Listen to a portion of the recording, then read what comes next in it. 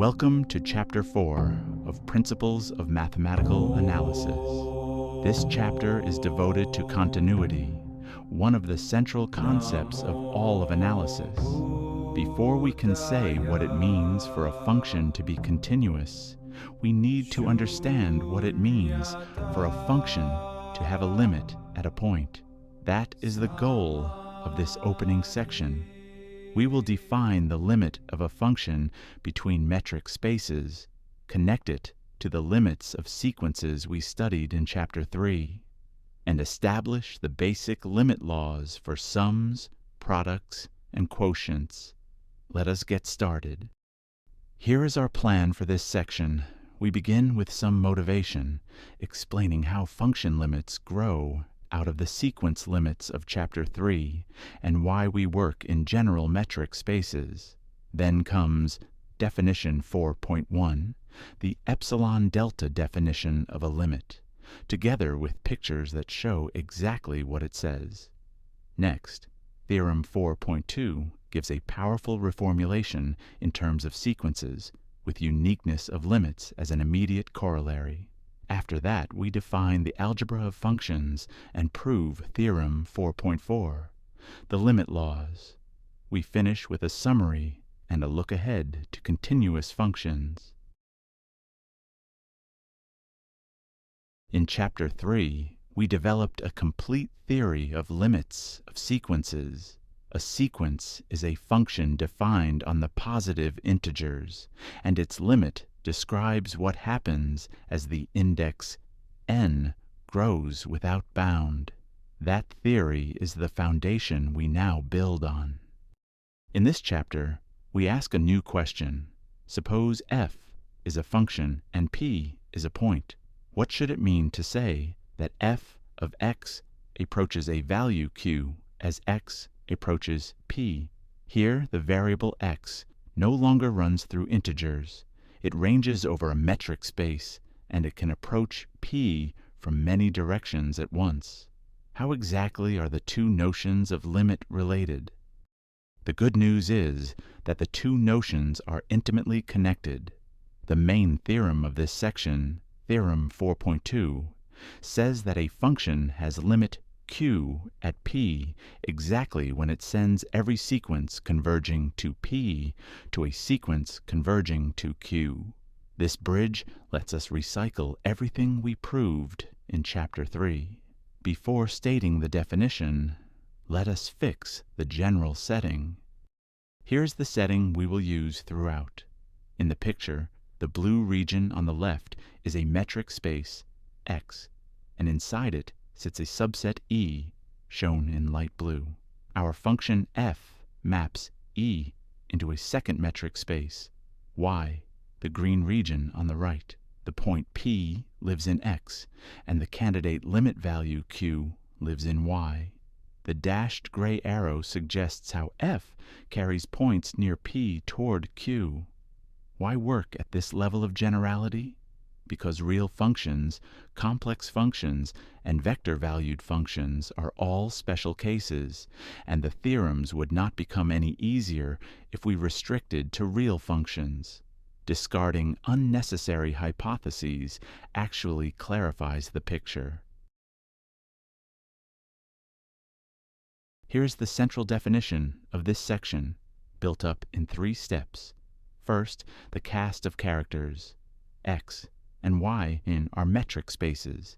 E is a subset of x, and f maps E into y. Crucially, P must be a limit point of E. This guarantees that there are points of E arbitrarily close to P, so it makes sense to ask what happens as x approaches P. Next, the notation. We write f of x goes to q as x goes to p. Or, as equation 1 shows, the limit of f of x as x approaches p equals q. This holds when there is a point q in y with a certain property, and that property is the famous epsilon delta condition, which we add now. Here is the full condition. For every positive epsilon, there must exist a positive delta, such that, as equation 2 says, the distance in y between f of x and q is less than epsilon for all points x in E satisfying equation 3, namely that the distance in x between x and p is strictly between 0 and delta.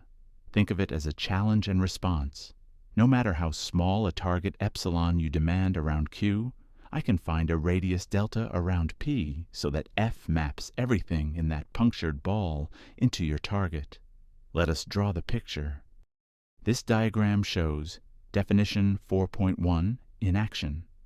On the left, the dashed red circle is the ball of radius delta around p, drawn inside the metric space x with the set E in light blue. The short red segment marks its radius delta. On the right, the dashed red circle is the ball of radius epsilon around q in the space y. The definition demands that any point x of E lying inside the delta ball other than p itself gets mapped by f to a point f of x inside the epsilon ball. The gray dashed arrow traces one such point, landing safely inside the target. The challenger picks epsilon on the right. We respond with delta on the left. Next, let us look at a concrete real function. Here is the same idea for a real function. The blue curve is the graph of f. The horizontal green band is the target zone between q minus epsilon and q plus epsilon, and the vertical orange band is the window between p minus delta and p plus delta. Inside the orange window, the curve stays within the green band, except possibly at p itself. Notice the open circle on the curve at p, flagged by the small green arrow. The limit value q is where the curve is heading, but the red dot above shows the actual value EF of p, which is somewhere else entirely. The limit completely ignores what happens at p. That is why equation 3 requires the distance to be strictly positive. Let us collect these observations as remarks. A few remarks about the definition. First, the symbols d sub x and d sub y simply denote the distance functions of the two metric spaces. If x or y happens to be the real line, the complex plane, or a Euclidean space, the distances are replaced by absolute values or by norms of differences, exactly as in Chapter 2. Second, observe that p is required to be a point of x and a limit point of E, but it does not have to belong to E at all. The function may be entirely undefined at p, and the limit can still exist. For example, the function sine of x divided by x is undefined at 0, yet its limit at 0 exists and equals 1. Third, even when p does belong to E, the value f of p plays no role whatsoever in the definition. The strict inequality in equation 3, that the distance is greater than 0, excludes the point x equals p from consideration, so the limit may exist and differ from f of p. As we will see in the next section, when the two do agree, we call the function continuous at p. Now let us connect function limits to sequence limits. Here is the main theorem of this section. It says that the epsilon delta statement, equation 4, holds if and only if equation 5 holds. The image sequence f of p sub en converges to q for every sequence p sub n in E that satisfies equation 6, meaning the terms avoid p, but converge to p. The word every is essential. A single well-behaved sequence proves nothing. The power of this theorem is that it converts statements about function limits into statements about sequence limits, where we already have a full toolbox from Chapter 3. Let us see the proof strategy. The proof has two halves. The forward direction is a routine chaining of definitions. Given epsilon, the function limit hands us a delta, and the sequence convergence hands us an index n, beyond which the terms are within delta of p. The converse is proved in contrapositive form. Assuming the function limit fails, we must manufacture a single sequence that converges to p, while its image refuses to converge to q. The trick is to shrink delta along the values 1 over n and harvest one bad point at each stage. Let us carry out the forward direction first. Assume the function limit, equation 4, holds, and fix any sequence p sub n in E satisfying equation 6. Let a positive epsilon be given. By definition, 4.1, there is a positive delta such that f carries every point of E within distance delta of p, excluding p itself, to within epsilon of q. Next, we bring the sequence into play. Now use the convergence of the sequence. There exists an index n, such that for all n greater than n, the distance from p sub n to p is less than delta, and it is positive because the terms never equal p. So each such p sub n qualifies for the delta condition from step 1, which forces f of ye p sub n to lie within epsilon of q.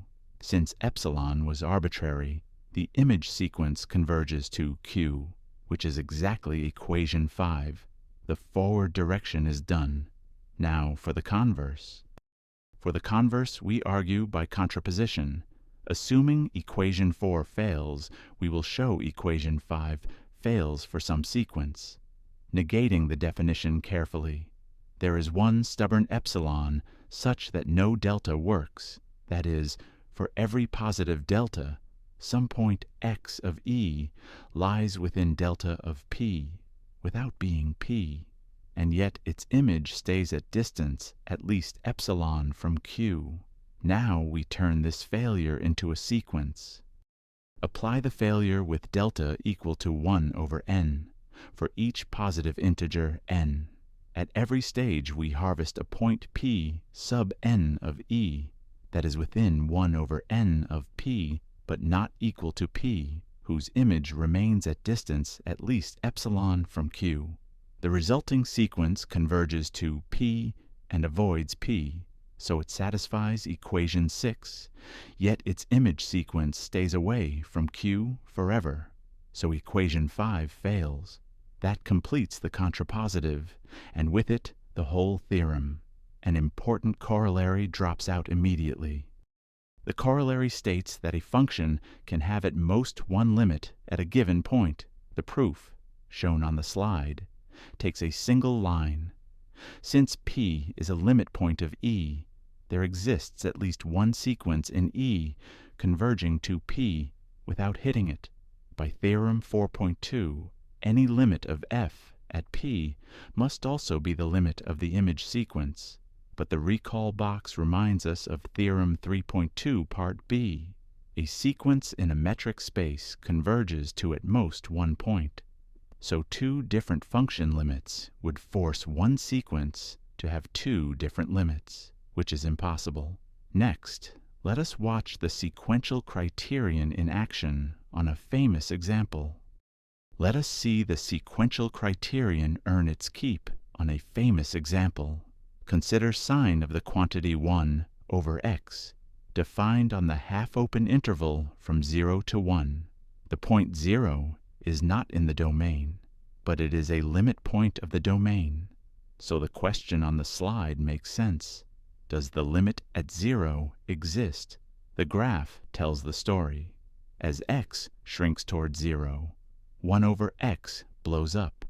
So the function oscillates between -1 and +1 faster and faster. Let us probe this oscillation with sequences. First probe the red dots on the graph. Take a sub n equal to 1 over n pi. This sequence lives in the domain, never equals 0, and converges to 0, so it satisfies condition 6. At each of these points, sine of n pi is exactly 0. So the image sequence is constantly 0 and converges to 0. If we looked only at this sequence, we might guess the limit is 0. but the theorem demands that every sequence agree. Let us try a second one. Second probe, the orange dots. Take b sub n equal to 2 over the quantity 4n plus 1 times pi. This sequence also converges to 0 inside the domain, but now Sunny evaluates to exactly 1 at every term, so the image sequence converges to 1. Two perfectly legitimate sequences produce two different limits, 0 and 1. By theorem 4.2, the limit of sign of the quantity 1 over x at 0 does not exist. With the structural theory in place, we now turn to the arithmetic of limits. Before stating the limit laws, we need to say precisely what it means to add or multiply two functions. Given two complex functions, f and g, defined on the same set E, their sum assigns to each point x the number wash f of Vx plus g of Vx, and similarly for the difference and the product. The quotient f over g is defined only at those points x of E, where g of x is not 0. Everything is done pointwise. Two more pieces of notation complete the picture. Two abbreviations. If f assigns the same number c to every point of E, we call f a constant function and simply write f equals c.